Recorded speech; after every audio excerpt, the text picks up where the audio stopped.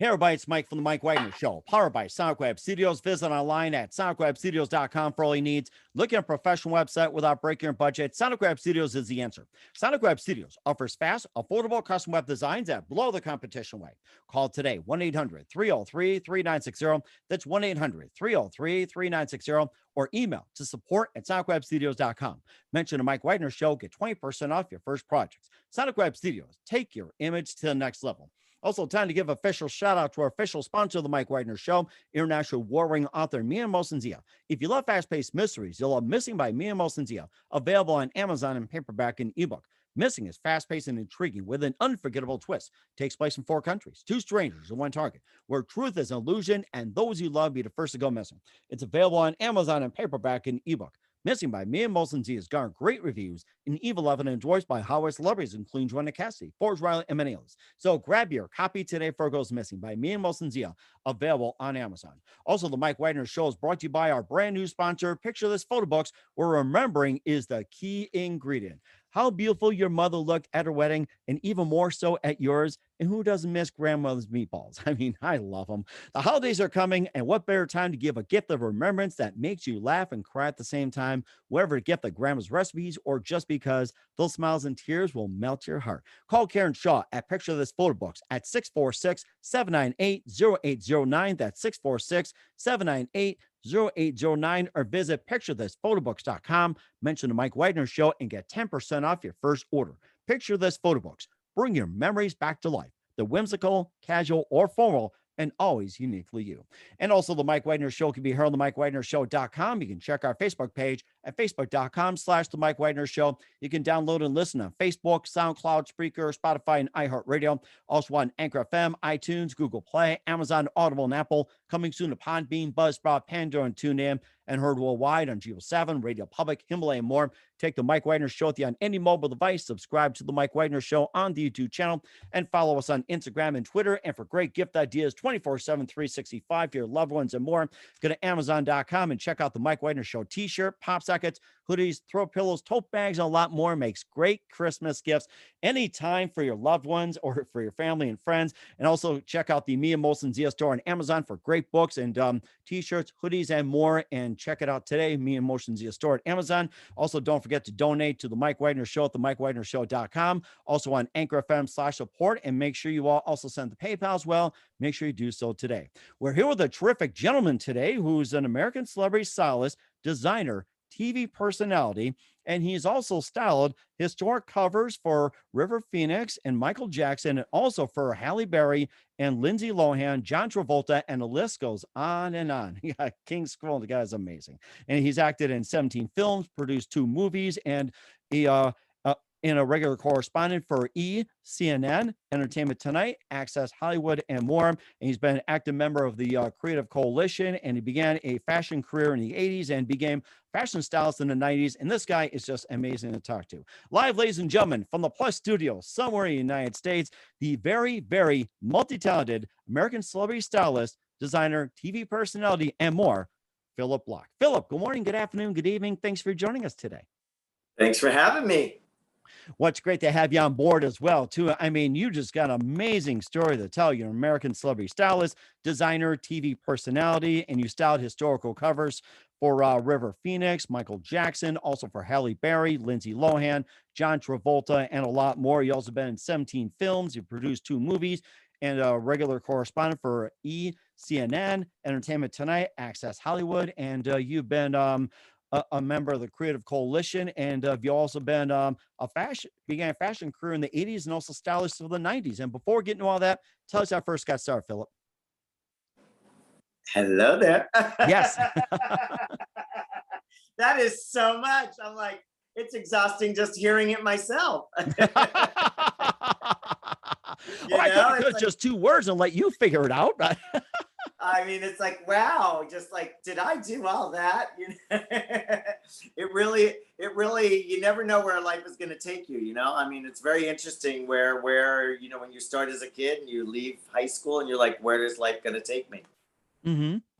Right, exactly. Yeah. And of course, just starting off like how you first got started and what direction did you first go in? Like, being a stylist, designer, TV personality. So Oh, it's like going to the way back machine, just like Sherman back in the days. What was it? Peabody and Sherman, back in the 60s, like, yes, come on, yes. Sherman, go in the way back machine. It all started really, I think, when I was probably in maybe high school, junior year of high school or sophomore year of high school, and I was a pretty wild kid. I had a hard time focusing in school. I didn't really I was popular. I knew a lot of the kids. I was selling weed at the time, a little ahead of my time. I've always been ahead of my time, entrepreneurial and ahead of my time. It's only taken them what are we about 40 years to catch up with me, and now you're beating me. But God bless. Um, and I was having a hard time, and then I saw the movie Mahogany with Diana Ross, and I walked out of that movie theater, and I was like, "Yeah, that's it. I'm getting out of here. I'm gonna do that. That's what my life is gonna be, and I'm that's what I'm gonna do." I think that was a really easy way for me to find out what I wanted to do and get a little more focused. And my parents were brought into school one day because I was in trouble, and they met the art teacher, and they just had a whole long conversation about it as well. And the famous lines my father used to say. They're walking through the school, and the teacher said, "Oh, are you Mr. and Mrs. Bloch?" And my father said, "Why?" No. And she said, "Oh, because I'm your What did my father's." kid do again for No, the he said 100th why. time? He wouldn't even give in that he wouldn't say yes. He would say why. And the teacher said, "Well, I'm one of his teachers." And he's like, "Uh-huh." And he would wait for them to say what happened, sort of, or if it was good or bad. And then and so long story short, the teacher came with them to the principal's office, and they devised an art program for me. So I had a really helpful teacher at a very early stage of my life that saw potential. And I'm still very close with a lot of my friends from high school, and we have a mutual friend, Eileen, you and I, and she's friends with my friends from high school. It's all kind of reunited through Long Island, Wow. which is where I grew up, and that sent me on my way. And then my parents made me promise to go to college, and so I went to I was enrolled in Studio 54. I mean, I was enrolled in FIT, and I went to Studio 54, but I was enrolled in FIT, Mhm. and then I graduated from Studio 54, pretty much, but not FIT. Wow. And Woo, I what was a a busboy at journey. FIT. I left FIT and started becoming a busboy at Studio 54. Huh. That's quite interesting. And who are some of your favorite artists growing up as well, too, since you got into the business, some of your favorite artists, and also, getting into movies, some of your favorite actors and actresses, especially like Diana Ross. I think that's really a great question. Thank you. So simple, but very important. And I think as a kid, I grew up seeing images. So my work has been about imagery and creating like iconic images. And so I think I would see movies like Ali McGraw and Love Story and Barbara Streisand and The Way We Were, and Meryl Streep and Vanessa Redgrave in the film Julia, Oh, and wow. The Turning Point with Anne Bancroft. And you would see these movies, and they all would kind of resonate, and you would take from that airport with Jacqueline Bisset and Dean Martin, and you would take Stop the Poseidon Adventure with Stella Stevens and Pamela Sue Martin. You would take these fashion moments, and they all sort of stuck in my head, and I didn't understand it at the time. As a young boy selling weed in Long Island, I didn't really see where fashion was going to take me. But once I got it all, once I saw that movie Mahogany, it all kind of pulled together, and it was like, oh, boom, da, da, da, da, da, da, oh, I'm getting out of here. This isn't forever, and I'm going there. So then the next 3 years of my high school until I got into college, that was like, I'm going there. Then suddenly you're there. You're at Studio 54. Talk about, we were talking earlier about, success early on and being thrown into the middle of something. I went from being a kid going like, oh yeah, movies, TV stars, music, Olivia Newton-John, Margot Hemingway, all these people, like, wow, to being in the middle of it and working with them and dancing with them and partying with them and doing all kinds of wild things with them. So that like through my path in a different way. And I had I had some Me Too issues in that period as well, as I think a lot of people did in the 80s.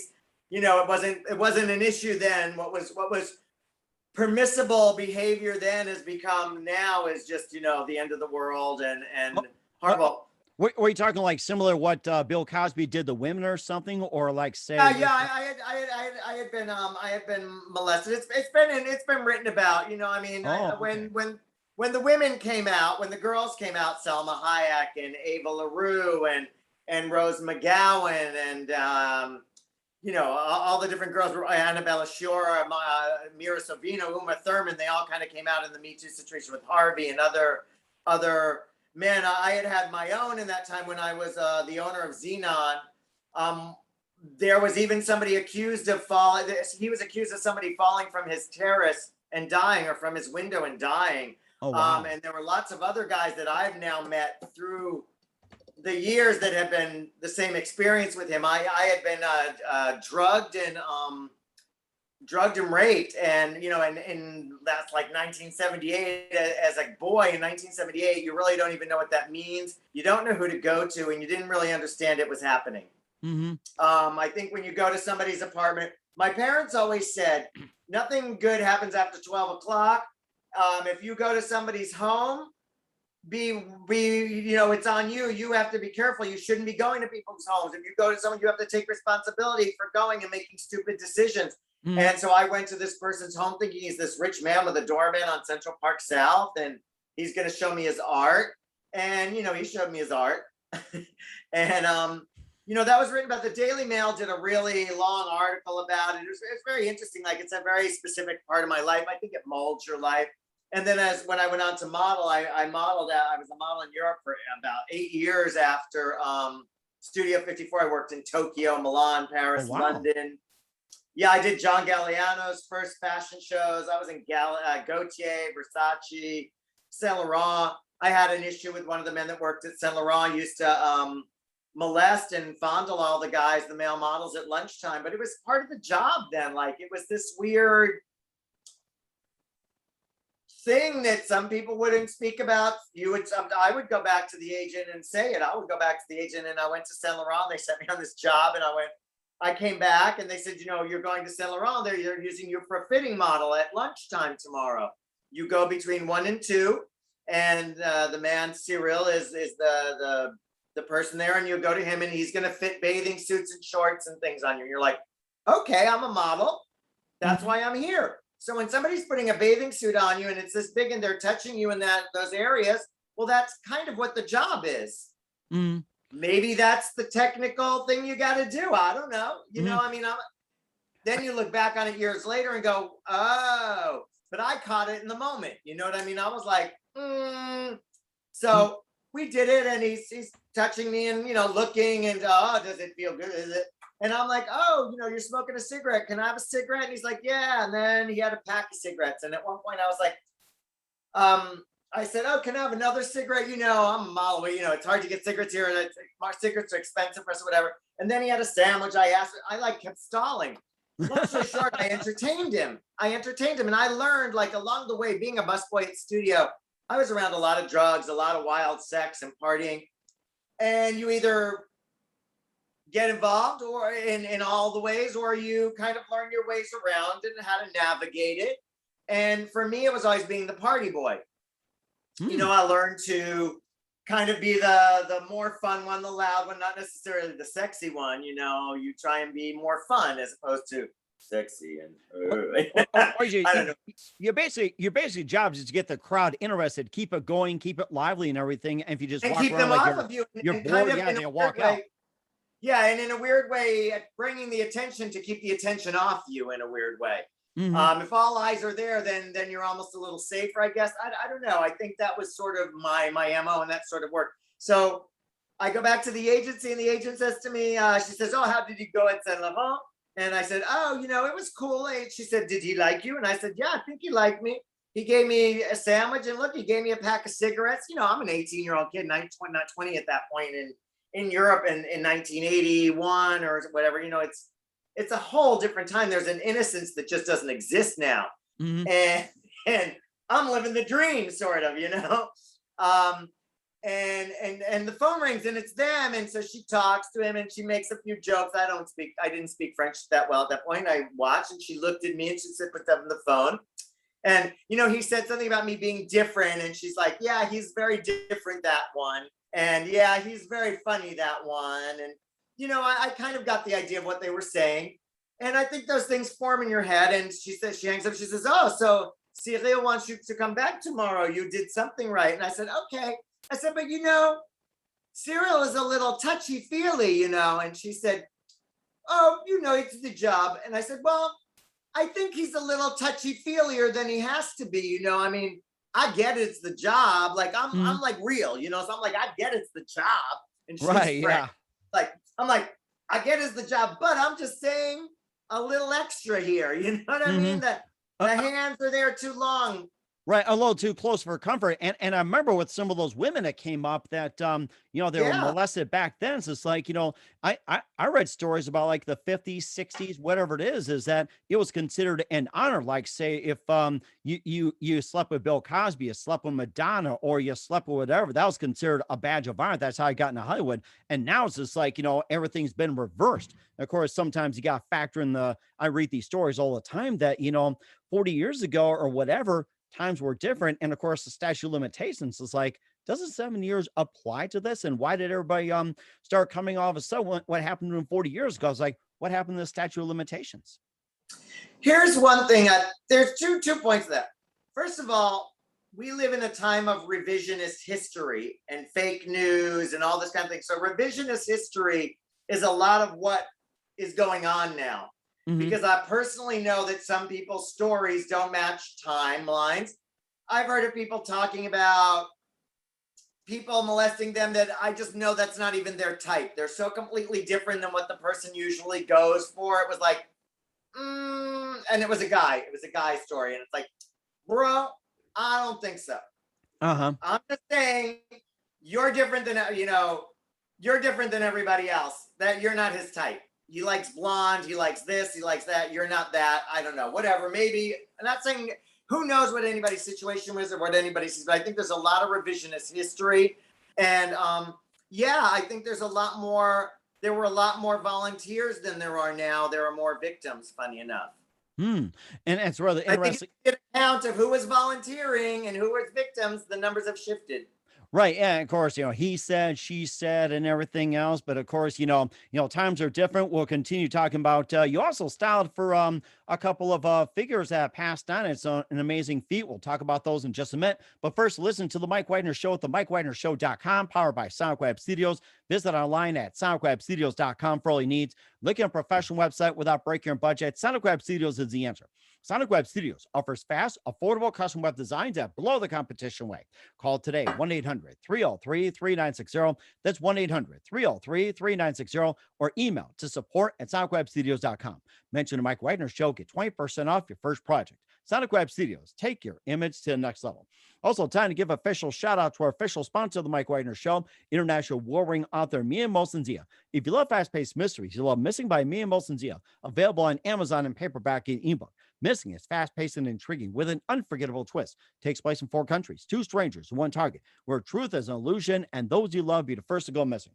It's available on Amazon in paperback and ebook. Missing by Mia Molson-Zia has garnered great reviews and even loved and enjoyed by Hollywood celebrities, including Joanna Cassidy, Forbes Riley, and many others. So grab your copy today before it goes missing by Mia Molson-Zia, available on Amazon. Also, the Mike Widener Show is brought to you by our brand new sponsor, Picture This Photo Books, where remembering is the key ingredient.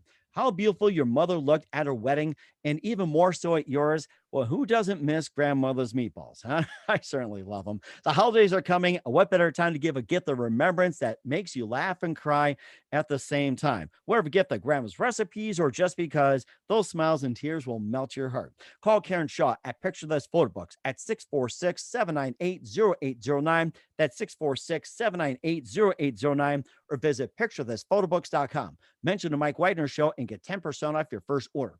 Picture This Photo Books, bringing your memories back to life. The whimsical, casual, or formal, and always uniquely you.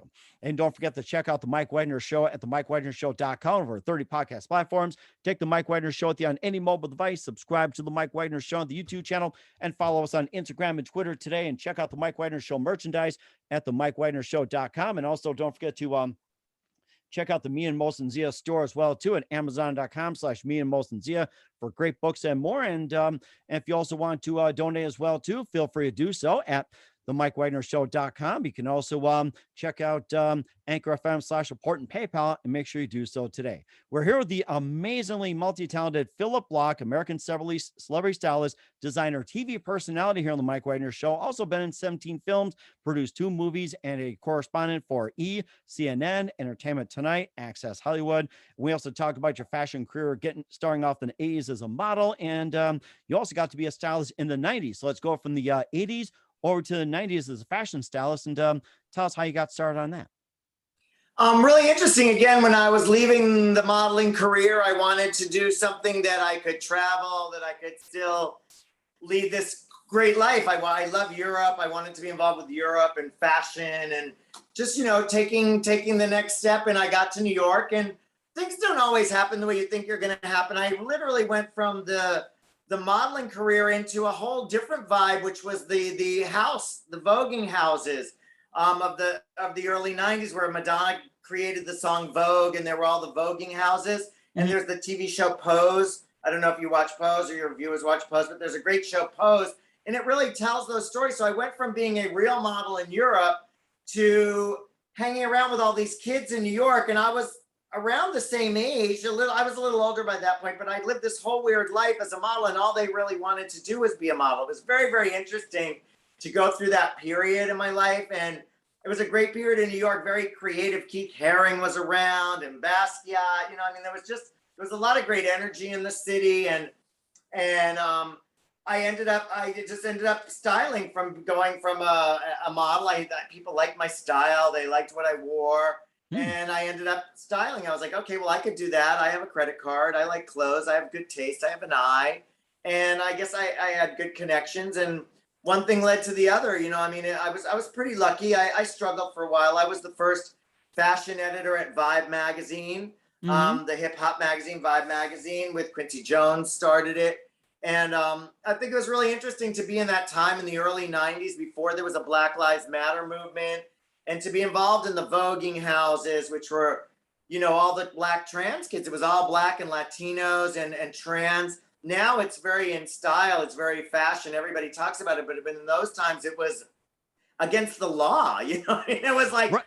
I remember they're just like, what are you doing? And it's just like, it was that kind of attitude, but just like everything, it gets accepted over time. And nowadays it's like, it's become more mainstream these days. But it took 40 years. There was somebody named Marsha P Johnson. She was really somebody who was ahead of her time. She used to live on the street in Christopher Street, but she was this trans character, and she was bipolar. And sometimes she was very sweet and funny and girl. And other times she was bipolar and crazy and didn't take her medicine, and she was nasty. But bitch, get out of here, So you never knew which one you were going to get. But it's interesting. They're building a statue for her. She's like a hero now. She has become basically one of the faces and the names of that movement. It's very, very interesting. And then to work at Vibe, and the same thing I worked with in the fashion houses, and people wouldn't loan clothes to Black people. They would say, oh, well, Black people don't really buy clothes. That's not really our customer. Hip hop isn't really, the hip hop artists aren't our customer. It's very funny. And this was coming from Calvin Klein's office. This was Ralph Lauren. This was Tommy Hilfiger. Oh, wow. Most of them said no in 1992. And ironically, Ralph Lauren signed Tyson Beckford in 1993. And I think right after this more modern rap hip hop era BLM movement. I think, there's always been a Black Lives Matter movement. If you think about it, going back to Martin Luther King, going back to slavery, there's always been people fighting Harriet Tubman.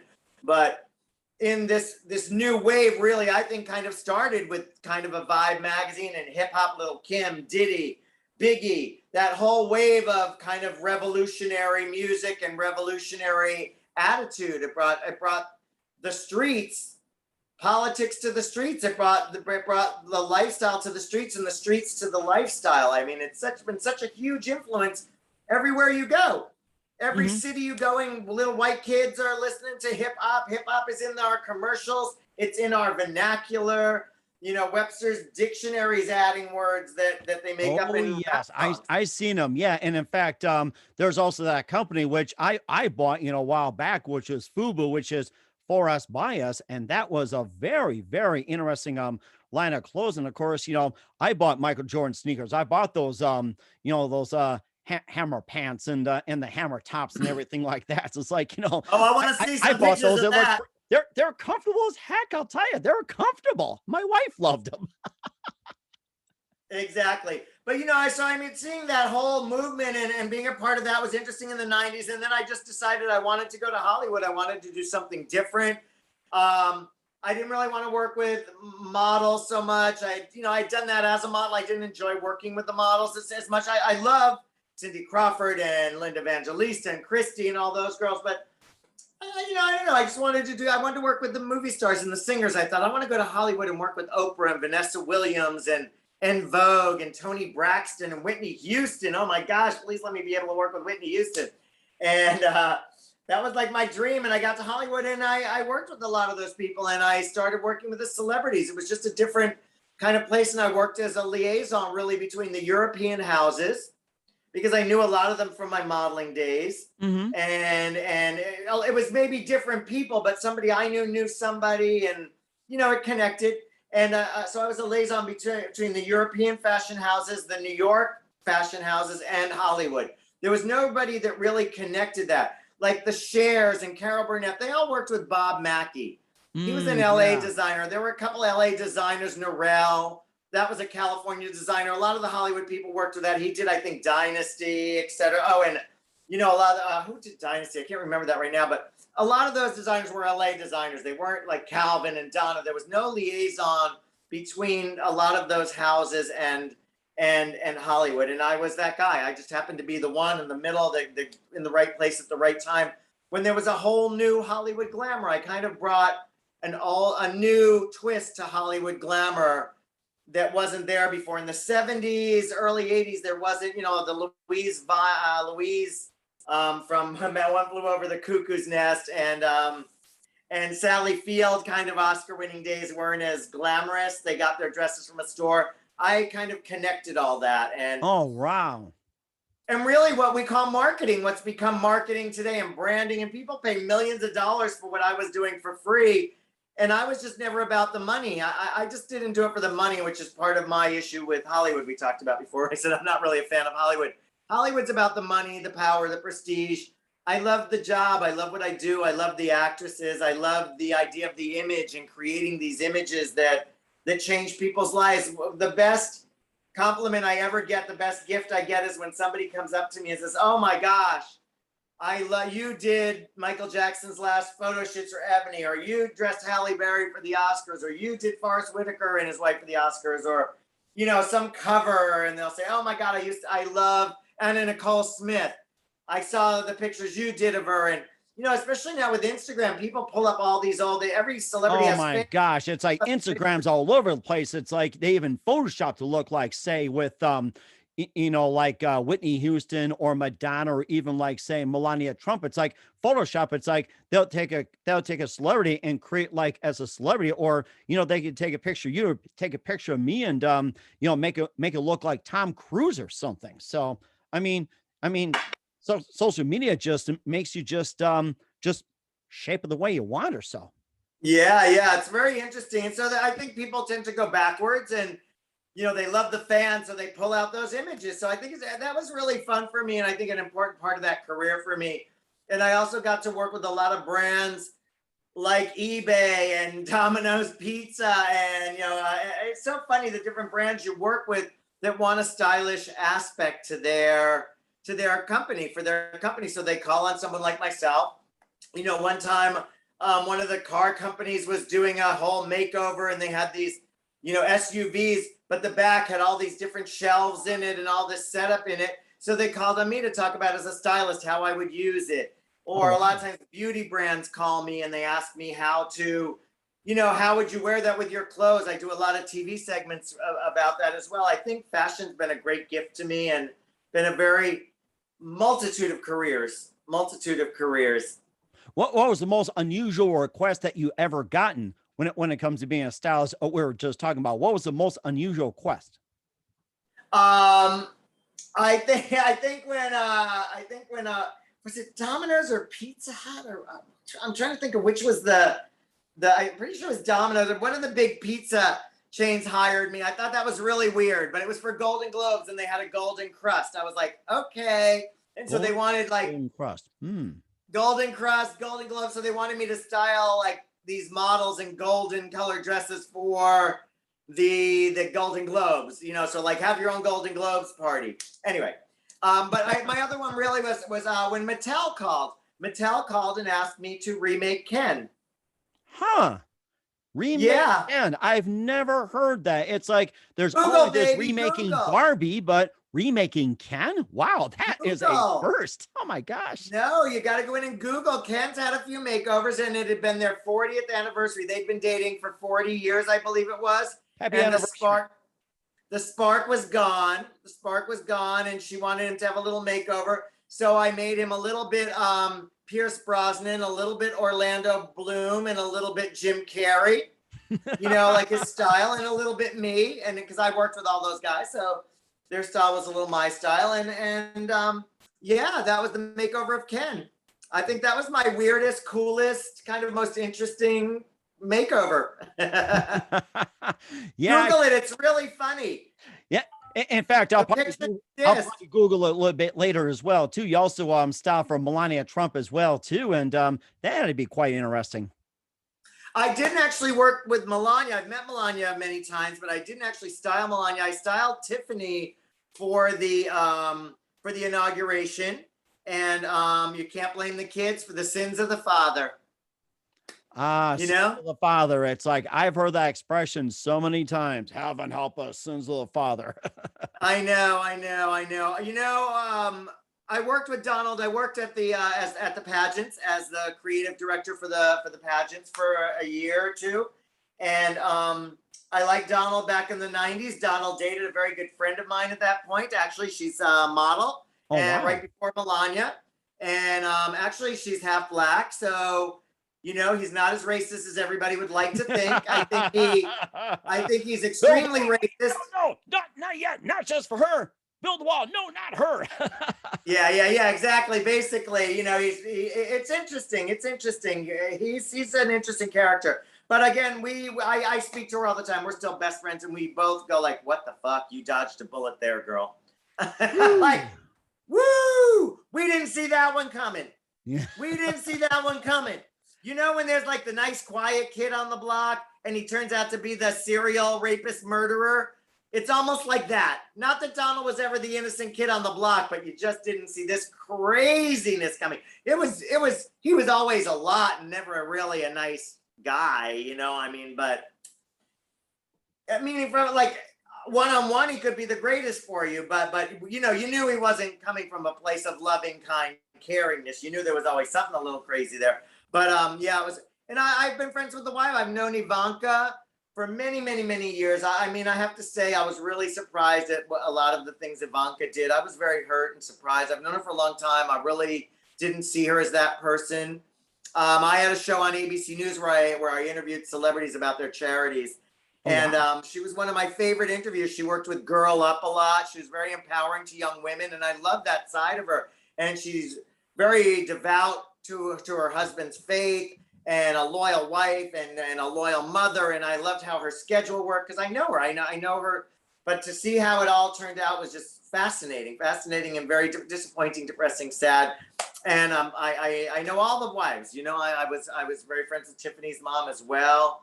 Very sweet, kind, wonderful woman. She danced with the devil and got out. Marla Maples. She's very spiritual. That was like a one and done, pretty much. What was it, a couple of years or something? Ooh, yeah. Yeah. Wow. Oh my gosh. Yeah, that's my experiences with the Trumps along the way. I do say,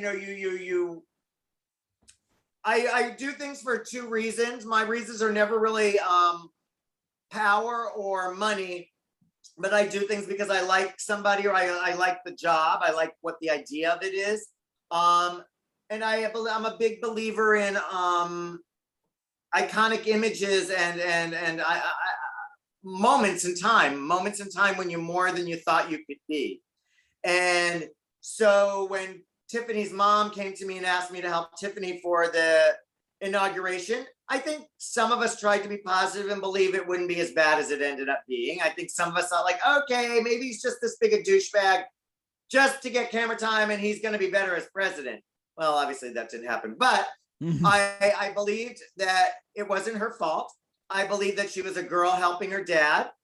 And I believe that she was a girl kind of with a less than great reputation for no reason because of her sister. Like people automatically compared her and Ivanka was the more golden child, and people would say, oh, she's the ugly one, or she's the this, or she's the that, and they didn't even know her. So those are my reasons for doing it, because I felt, and I believe it was the president of the United States' first daughter, and it's an obligation as an American, if called to service, to do service for the country. Who knew he'd be so hated? I mean, you just at that point didn't even know it could be that bad. I knew it was bad. I mean, like, but I did my job. I did my job for my country. I did what my job is, and I feel called to service. And I've dressed a lot of people I don't like. I'm sure you've interviewed a lot of people you don't like. Well, I'll tell you one thing. I'll tell you one thing. I will not get in that part about who I like, who I don't like, and everything else. And of course, you know, people are people. They have good days, they have bad days, and everything else. But of course, you know, we're not here to bash people. We're here to encourage people, lift people up, and whatever else. And I think that's what we really need right now is more encouragement or lifting and everything else. And of course, with you having a background, it says you really lift a lot of people up and just amazing. I'll tell you. So, that was my thing. You know, I mean, I'm here to forever. That picture of her on the inauguration will be a part of history, like his daughters. You know, I mean, like, you do what you're called to do. You know, I don't think everybody goes to work every day with a boss they love. You know, I think it's funny because a lot of people are like, how could you do that? I'm like, how do you go to work every day? You complain about your boss every day. I'll listen to you complain about your boss every day and you go. Please don't yell at me for doing what I thought was the right thing. It doesn't mean I like them. It doesn't, you know, again. So anyway, very interesting, very interesting. I think that was a very interesting, and I think the media, I hate the whole notion of fake news, but I think that the media takes certain quotes out of context and it becomes a very big thing. I've seen it happen. I know what I've said on interviews, and I've seen a sentence dragged through 100 newspapers. Yeah, like Drain the Swamp, which I was reading too. That was actually created by a PR guy. It's like it wasn't Trump's idea. It was just a PR guy, Drain the Swamp. And there was also a few others. When I heard about that, I'm like, really? Well, they said to me, there was one quote, oh my gosh. There was one, which Drain the Swamp is what you had to do in the end and is being done every day. There's another today again, somebody else from the Trump group was prosecuted and convicted. But anyway, you know, I forgot my train of thought there, but you're talking about misinterpreted quotes, lines, and everything from your interview work. They took a sentence which was, they asked me, do you think Donald Trump always dreamed of becoming, do you think Melania Trump always dreamed of becoming first lady? And I was like, first of all, like, what a ridiculous, when somebody asks me a question, I actually listen. So when you say, do you think Melania Trump always dreamed of being first lady? Well, no, I don't, because she grew up where, and where did she think she was, you know, like, she didn't think she was going to come to America and become like who? No, I don't think she thought that. It was almost like who knew, you're right. Yeah, you know what I mean? Like, when she was 20, I don't think she thought of it. Maybe when she met I don't even think when she met Donald, she thought she'd be first lady. I don't think she thought Donald was going to ever be first lady. I thought so the question is, do you think? So my answer was, no, I don't think being first lady was Melania's dream. I think that was always more Donald's dream. And that quote went everywhere. Phillip Bloch, Melania's stylist, says being first lady was never her dream. It was always Donald Trump's dream. That's how they take a sentence and make it seem like something it's not. It wasn't fake news at all. It is what I thought. It is what I said. but in the context and how they took it and ran with it was interesting. It was slightly askewed, not wrong. Or Mike, try and make it sensationalized. You know, that's a thing, trying to get attention. And there was a quote that I remember very well. My journalism teacher had told me about the Beatles, John Lennon, when he said, "Oh, the Beatles are, are bigger than Jesus Christ," and they all took it as blasphemy and they're burning Beatles records. And then John Lennon later said that he said that sarcasm because he got tired his mates, John, Paul, George, Ringo, being followed around like they were Jesus. They were just getting tired of being followed and like screaming girls. It's like he said that sarcasm is like, they're being treated like Jesus Christ. It's like he doesn't want it that way. It's like they're being tired of being treated like Jesus. It's like they're musicians. That was a whole thing that got taken out of context. That's very interesting and very true. I think a lot of times the media does take things, it takes a sentence and goes with it. And it's not wrong. It's just the perspective or the spin that they put on it. Mm-hmm. And of course, since we're on that subject as well, too, you being on with, regular correspondent with CNN, Entertainment Tonight, Access Hollywood. And I think you just about covered the gambit and maybe just a few more as well, too, with, some of that. And now, did that come in part after being a stylist, or when did that correspondent come in the way in your career? I think that I started probably back in '96 was sort of the first stuff I started on House of Style with MTV. It was a big show with Cindy Crawford started, but by the time I was there, I was in the seasons with Molly Sims when Molly Sims came on. Oh, I remember that. Yes. And they had the Sims family. They had like the animation and everything, then became a video game, clothing line and all that. Oh my gosh. Well, I think it's that was Molly Sims and that was the Simpsons, but close in there. I was referring to Simpsons. I was talking about Molly Sims. I mean, the Simpsons are just a totally different animal. So it's like, oh my gosh. And it's like, I'm going back to the 90s. Here I am, young, newly married, and, get involved with Molly Sims, the Simpsons, eating Domino's pizza and wearing hammer pants and Michael Jordan shoes and being a Bulls fan and all that. Life was good in the 90s. But I think that one thing led to the other. I think because I had been a model and I'd been very comfortable in front of the camera, I think that I was really kind of at my hashtag on Instagram as the original influencer. I really was kind of an original. I was one of the first people they took from behind the camera and made them famous. You know what I mean? I don't think before there weren't really talking heads. There weren't really what we refer to as talking heads or influencers or experts. And that's really what I was. And I actually, the difference between an influencer now and myself was I actually did the job and had the credentials, and you could see why I was being called the best because the work was there.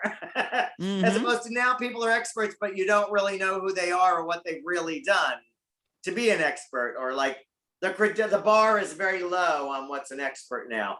So, I think I was very fortunate. I was in a time where that was transitioning. There wasn't really reality TV. It was somewhere in that time of transition from regular TV programmed as it was, and that Hollywood structure of the studio system. I really consider myself very fortunate. One of the last people to get over the studio wall, so to speak, before the tidal wave of what we have now of streaming kind of came along. I think I'm one of the last people that kind of got known in the TV world, like not the last, but like Rachel Zoe, all of us kind of came in that end run of like influencer people that got on TV and got known before everybody became a star.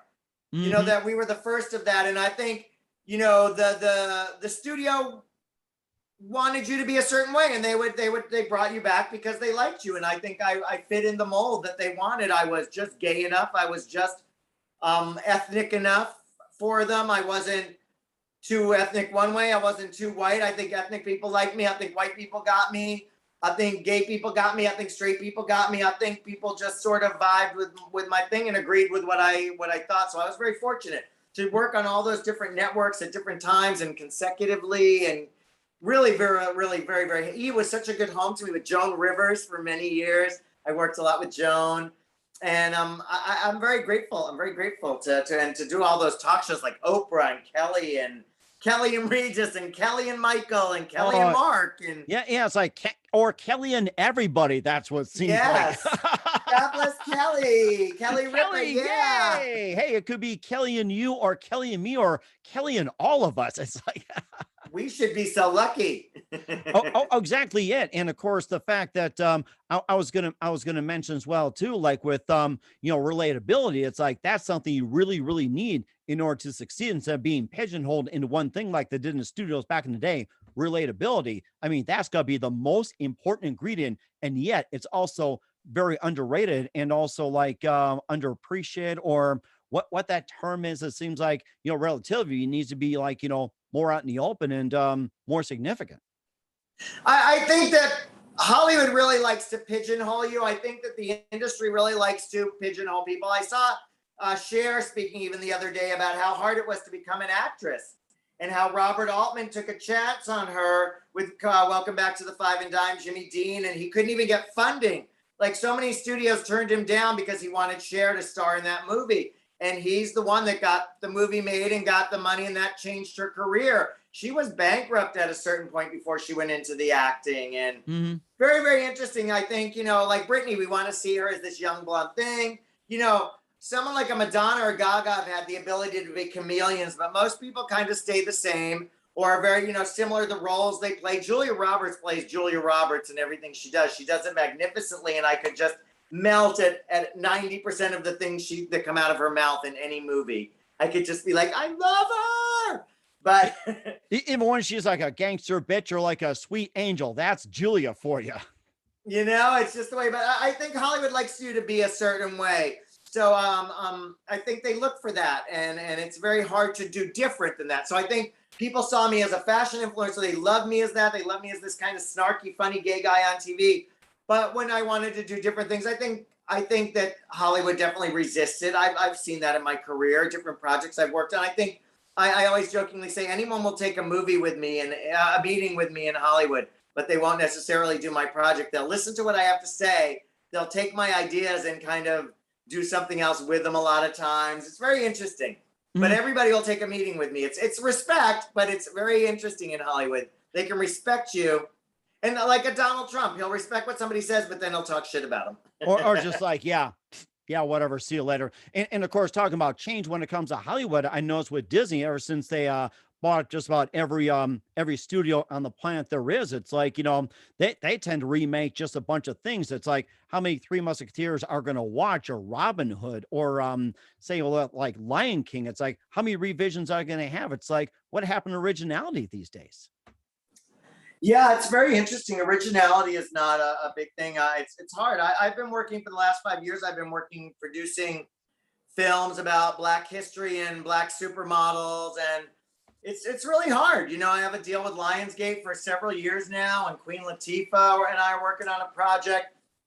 But it really takes a long time for things to get made. When people say, "Oh my God, it took 9 years to get this project made," they're not lying. When they win the Oscar or the Emmy and they're like, everyone said it couldn't be done, it's true.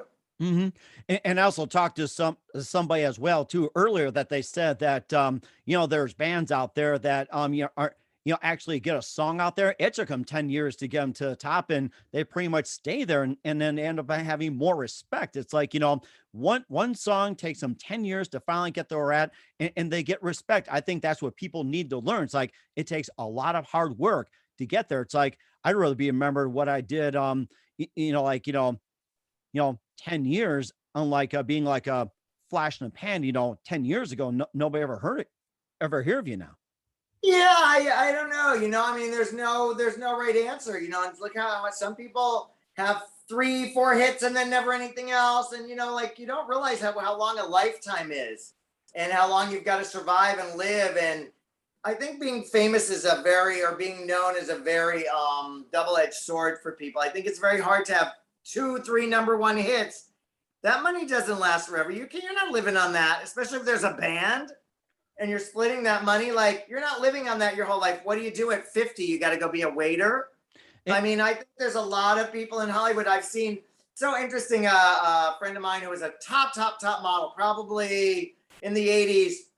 I don't know how many Vogue covers, at least 12, 15 American Vogue models, like probably one of the biggest American, one of the top 5 American female models in the 80s with Vogue covers.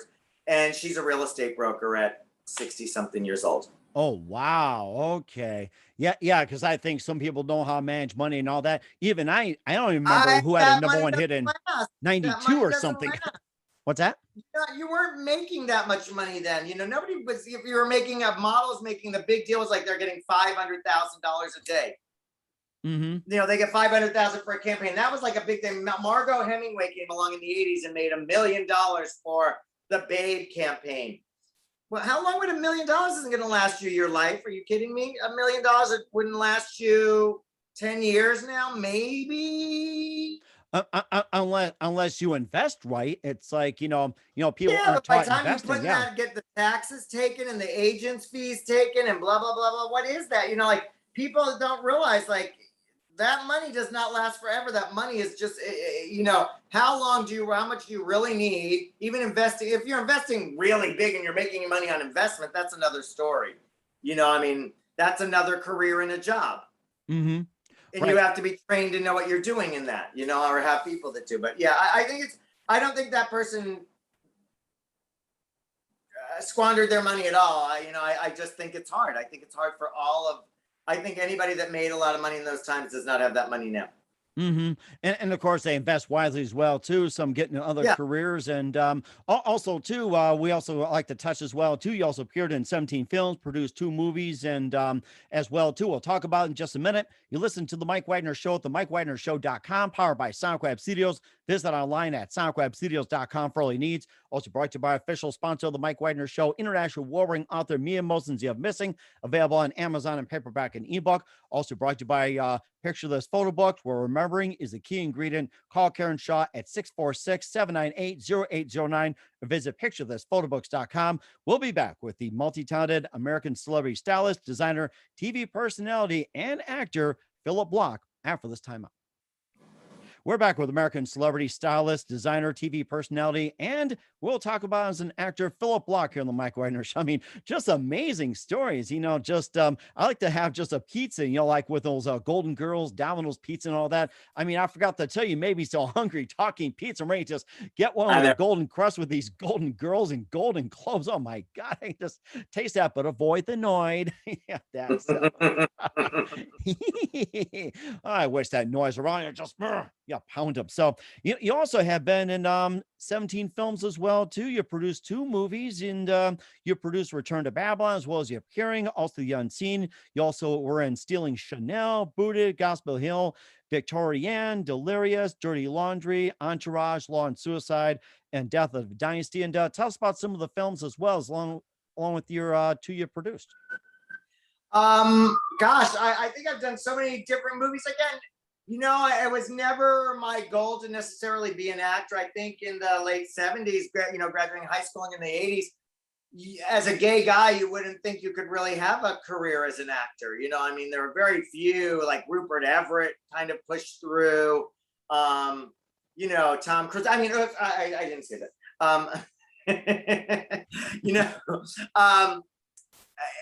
Just kidding, Tom. I think it was difficult then to have that dream and to be realistic about it. And I was doing my other things, but when I got known from the TV stuff, opportunities came, and I'm creative. I had seen a film, The Queen, with Helen Mirren, and she spoke about how becoming the character was so important. And I'd worked with so many great actors like John Travolta or Jim Carrey, and seeing Jim go into character. And when I saw Jim go into character for a couple of the films he worked on, and then doing his wardrobe for other events, it just really inspired me and said, I want to do that. Like, going into character is a very interesting psychological thing to do. And so I ended up playing a blind, visually impaired man in a film called The Unseen, which ran on Stars. It was for Stars. We did a bunch of the film circuits with it. Gail Harrell from Queer as Folk is in it. Michelle Clooney from Queer as Folk, and Judah Friedlander from 30 Rock was on it. And, wow. Or 30 Rock, 40 Rock. And Judah's great. And oh my gosh, who else? It was such a great cast, really, really fun. And Lisa France directed it, who's now like working with Ava DuVernay doing Queen Sugar. She's a great female director. So I had this story idea for a film that I'd seen with Sidney Poitier, A Patch of Blue. And I thought that it would make a great urban modern story. And I brought it to the director, and as directors do, they take your idea and turn it around. And so it's not your idea, it's their idea. I don't know why they do that, but they just do. Too And common these days, thanks to social media. Also, it's almost like way too common. Now it's just like, oh my gosh. it's just like you bring it to them and you say, here's what I want to do. And they're like, oh my God, I love this. And then it always ends up being the opposite of what you wanted to do, so that they put their finger. I don't know why that is, but that's another story. But this project was great. And I went with the director's impression. It ended up being a Southern story. And we shot this, it's back in like 2007, I think it came out. It was really great. And it was just fun to dress for the character and do the wardrobe. I worked on the wardrobe at the same time. I played a blind, visually impaired shut-in. Oh yeah, Steve Harris from The Practice and Diary of a Mad Black Woman was in the movie also. Steve Harris, he kind of saves me. So that was really exciting. Return to Babylon was a great film. It was a silent movie. It's never really come out. There's actually a documentary being done about this movie. And it's so interesting. It's a great cast. It had Jennifer Tilly, Deb Mazar, Tippi Hedren, Maria Conchita Alonso, Issei Morales. It just had so many cool actors and actresses in it. And we played all these silent movie stars. And the director went crazy and ended up getting locked up at a certain point. Really? And he's this kind of cult figure. His name is Monty Kadawati. And now there's somebody actually doing a movie at Fox. So we did the movie. It didn't end up doing the film circuit because he never got it finished. He kept seeing Jesus. Speaking of Jesus, he gets in everything. He kept seeing Jesus in the editing. It was the craziest stories.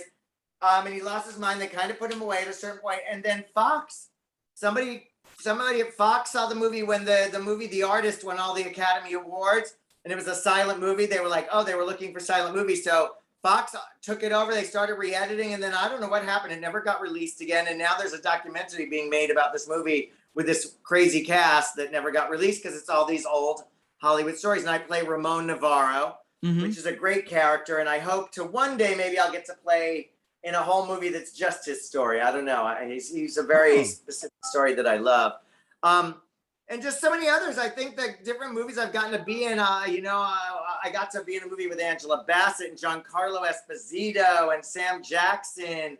And RZA was in and Julia Stiles. That was really exciting. And I just think being in these different films and getting to go to the film festivals for me was very exciting and be a part of it. I haven't done it so much lately. Stealing Chanel with Lydia Hearst was, I think, probably one of the last movies I did. That was a couple years ago. And it was fun, really fun comedy. And Lydia and I have been friends ever since. Carol Alt was in that movie with me.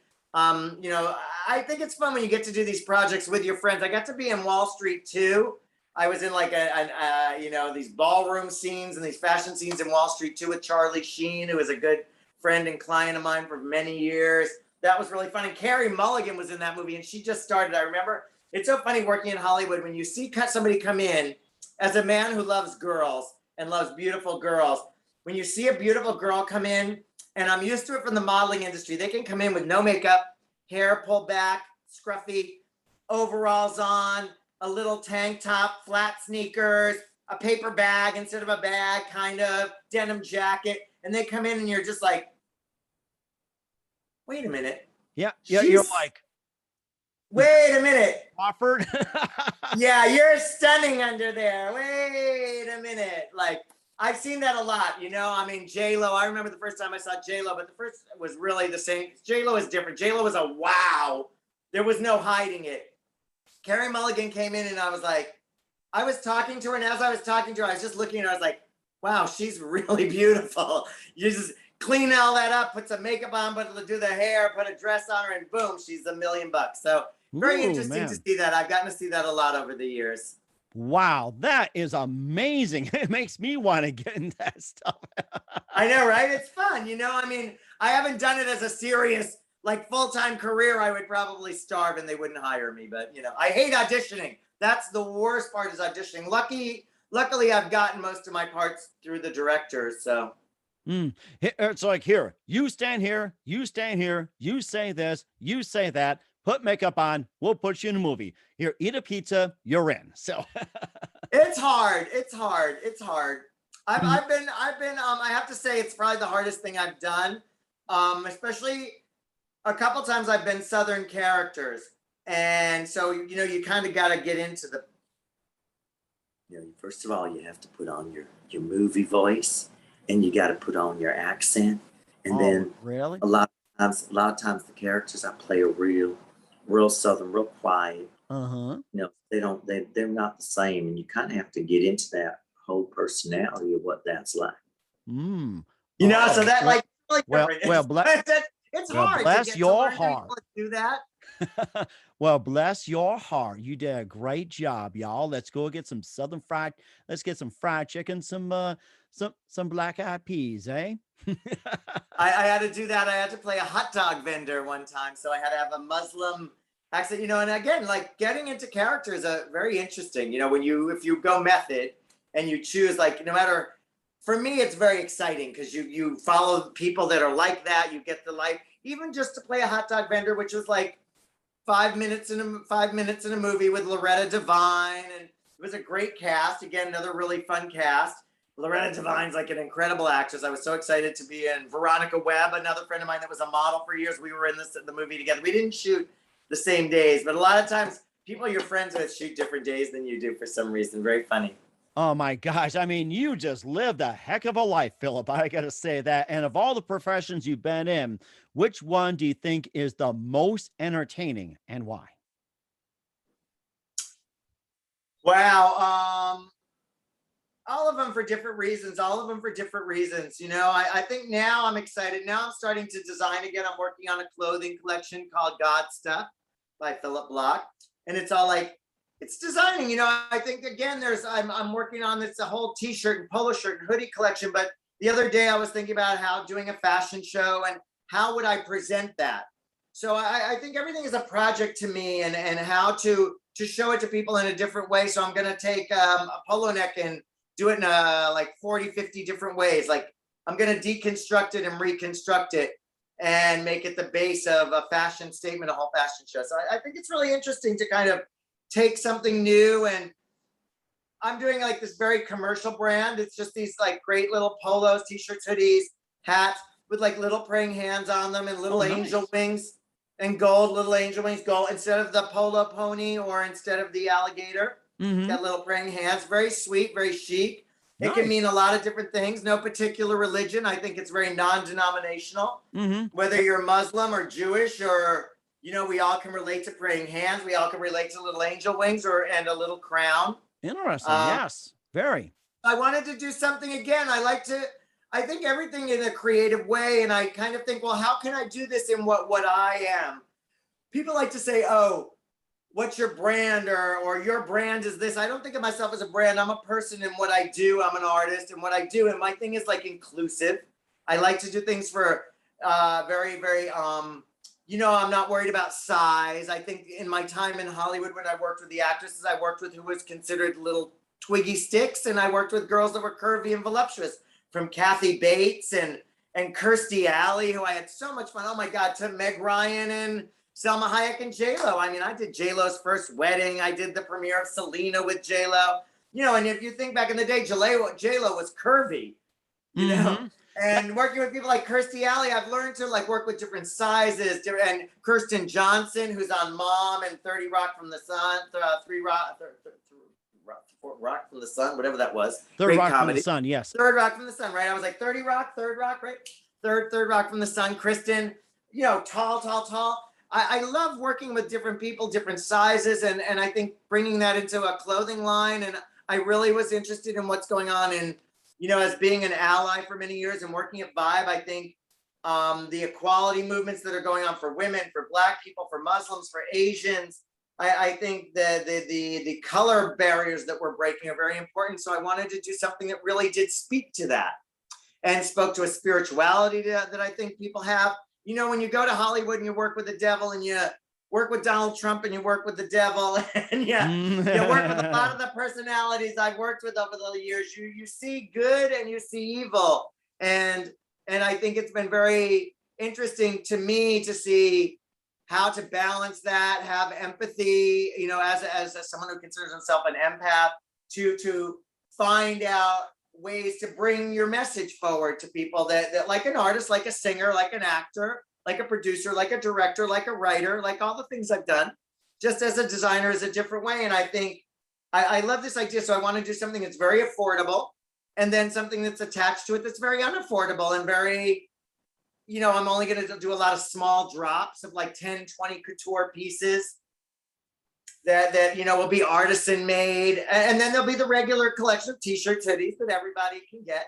But I like the idea of, I think it's one of the exciting things about fashion now, the collector's items and the drops and a little mystery, a little modern version of couture, which still is around also.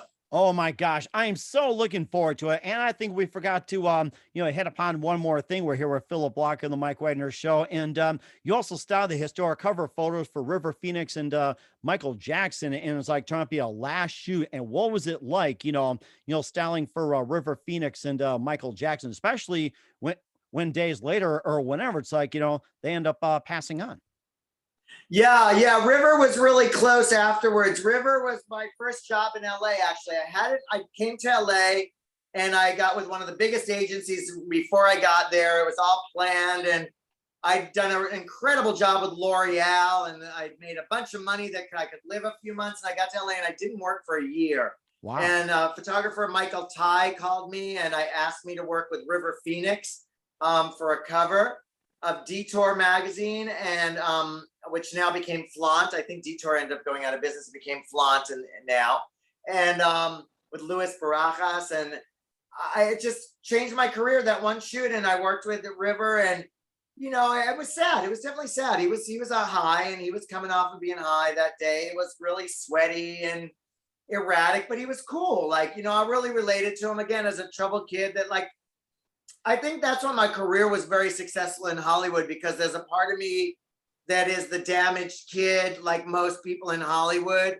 Mm-hmm. And so we relate on that level. I related with River. I worked with a lot of people that had drug problems or alcohol problems because I was part of that, and I grew up in that environment with other kids, and in my modeling years, etc. I think that really played into my relationship with River, and it's people like Charlie Sheen and others in the industry that I think I just got along with better because I understood them better. I think the more you know, the more you do, the more you experience, the more you understand other people better. And I think that's part of the gift that the industry's given me. So that cover was really interesting, and to have River die, and then it ended up being on the cover of Spin magazine. It ran in all these magazines because it was his last photo shoot. And it was really just something that got put together, kind of last minute. Michael was an incredible black and white photographer. The pictures were all in black and white, great with some shadows of him, really amazing. And then Michael was really, we all grew up with Michael. And I think having that opportunity, my friend Harriet had called me, and we ran into each other at a Baby Fat show in New York with Kimora Lee Simmons when Kimora was designing Baby Fat, and Russell. And they called me and asked me if I was at the show, and Harriet saw me and she was like, "Hey, we're doing Michael Jackson for a cover for Ebony and Jet magazine. Would you be interested?" I was like, "Oh my God, interested? Holy cow, yeah!"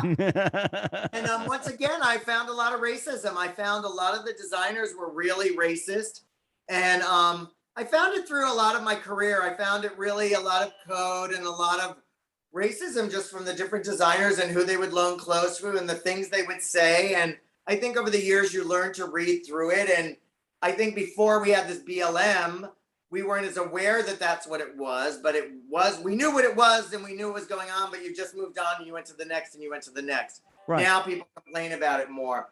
I think it's really interesting. And with Michael, a lot of the designers said no, but I went out and I made sure he had the best clothes. We had Alexander McQueen and Dolce & Gabbana, and I actually went to Bergdorf Goodman and bought a lot of the clothes and returned it. What we didn't use, because some of the designers wouldn't lend, and I just was bound and determined. A lot of designers would, but certain designers definitely would not loan clothes and were very specific. He's not our client. He's a black artist. It's not really our thing. Yeah, nobody really listens to Michael anymore. Just kind of a very what I felt was disrespectful, and not what the industry should be about. Mm-hmm. And not what my agenda was. My agenda was a legend, and who knew it would be his last photo shoots. And the covers are just extraordinary. We did Michael in a white Valentino tuxedo with a real gold mesh tie and a gold and diamond orchid pin on his lapel. Instead of Oh, like a wow. boutonniere, it was a diamond and gold Oh my God.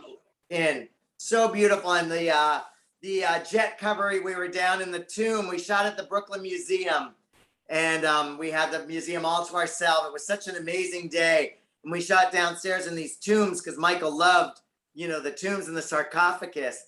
So we went down there and we shot him in this Roberto Cavalli gold jacket. It was a woman's jacket, actually. It was so small, sample from the runway, but he fit in it. He was so tiny. He was very, very thin. Oh, wow. And very, very thin, even in that time. It was sad. It was sad. And that was really quite a moment. They played the song Mama Sai, Mama Sa, Mama Kusa, Mama Say, Mama Sa, Mama. And I just remember that moment and being down there. We were in this crowded room and the flashes were going and Michael was dancing and moving, and very, very, that moment is frozen in time for me. One moment in time when you're more than you thought you could be. Wow, that is amazing. I mean, you summed up your career very well, Phillip. And we're here with American celebrity stylist, also designer, TV personality, and more. Phillip Bloch here on the Mike Widener Show. Just a few more minutes. You've been absolutely amazing. I love to go on with you. Come back as well too. And what can you expect from you in 2021 and beyond, Phillip? Well, really, I'm really focusing on these films that I'm producing, documentary films, and I think that they're very fashion oriented and a little true mystery and crime in there. Very exciting. I'm excited about those. But in Hollywood, you have to keep it quiet. Mm-hmm. But I've been working on those for a while, and the clothing line. I'm very excited about the clothing line, and I think God Stuff is going to be really excited. God Stuff Anointed Apparel. I think that's going to be a lot of my focus, and I think the charity work I'll be able to do with it, like each of the brands within the brand will give money to a certain charity. I'm looking into different charities I want to work with. I think I want to work with my friend Christy Turlington, the model. She has a great charity, Every Mother Counts. So I think I'll probably work with a lot of my friends' charities. Most of the celebrities I know have their own charities and organizations that they work with. So I'm looking forward to that and being able to give back. I think when you can do things and they bring people joy, and they can help other people economically, and they can be good for the environment, good for the planet. I mean, I think as much good as you can do with your projects, the better it is. And so I hope people start to check out. It takes a lot to design now and to have a collection. It does. Yes. There's all social media. You have to have a TikTok. You have to have Instagram. You have to have Twitter. You have to have Facebook. You have to have LinkedIn. For me, I have 5 social media outlets that you have to have content for every day. So much of your process is creating content. I'm really looking forward to the fashion shoots and creating fashion shows and videos, and really kind of what I've been doing my whole career, but doing it in a different perspective and doing it with a different budget because I'm paying for it this time. Right. I wanted to be able to do it on my own without I wanted to do something. I felt like I've been very blessed by the studios in Hollywood and the TV networks and the stations. I wanted to be able to do something that was just me and smaller, even though it never can be small anymore. Right. And you do an amazing job as well, too, Phillip. And who do you consider biggest influence in your career? Oh, wow. I would say a few characters from movies, absolutely. But I would say my biggest influence in my life and career would be Princess Diana, Mother Teresa, Martin Luther King, Diana Ross, and Grace Kelly. Wow, that is a heck of a lineup. I gotta say that. I think for me, integrity, dignity, elegance, confidence, be able to deliver a message, being as much for the people and glamorous at the same time. I think it's a hard line to walk. Some people are very glamorous and fall and self-centered and don't get to appreciate the finer things in life. And some people, when you're not as cutting edge and as willing to fight for that career and put money and power and prestige forward, you don't get to be those people by just being nice and meditating, unfortunately. You have to, there's a power and a climb behind all that. So I think those people have been very important in my life. I think the movie Julia I mentioned before with Vanessa Redgrave and Meryl Streep. I think that was Meryl Streep it was her first movie was in that. It was wow. Jane Fonda, Vanessa Redgrave, and Meryl Streep's first movie, Julia. Look for it. She has the tiny cameo in it. And it just goes to show you anybody can make anything of a tiny cameo. I think Vanessa Redgrave's character and the Jane Fonda character have always been interesting to me because it's a battle between fighting for the people and being glamorous and creating your art and being in a bon vivant world. So I think that's my role models. That is something very amazing, Phillip. And what's the best advice you can give to anybody at this point? Don't give up. I agree with you. Yes. Heal yourself. Don't give up. I think heal yourself is very important. I think there's a lot of damsels in distress out there. And I say that about men as far as women. I think times are tough for everybody. I think a lot of people have a lot of mental problems at this point and trouble with their mental health. But I think it's important to not give up and to heal yourself and to take care of yourself. You're responsible for yourself at the end of the day. And heal yourself and never give up. I think don't take anything for granted. I think meditation, prayer, heal your mind, heal your body. I think all these things work in tandem. You have to realize that you are a mind, a body, and a soul, and you have to make all that work together. Mm-hmm. It's a lot of good advice. Yes, all rolled into one. Very important. Yes, that's right. Very good advice. Once again, we're with American celebrity designer, stylist, TV personality, and multi-talented Phillip Bloch on the Mike Wagner Show. Phillip, a very big thank you for your time. You've been absolutely phenomenal. Learned a lot from you. Looking forward to having you on very soon. Just a favor, keep us up to date. Love you back in 2021 and beyond. Don't forget to keep in touch. You've been terrific. Once again, tell us about your upcoming projects. What's your website? How do people contact you? Where can people just check out your stuff? Check out, so you got to go to phillipbloch.com or Instagram, Phillip Bloch on Instagram. I'm verified.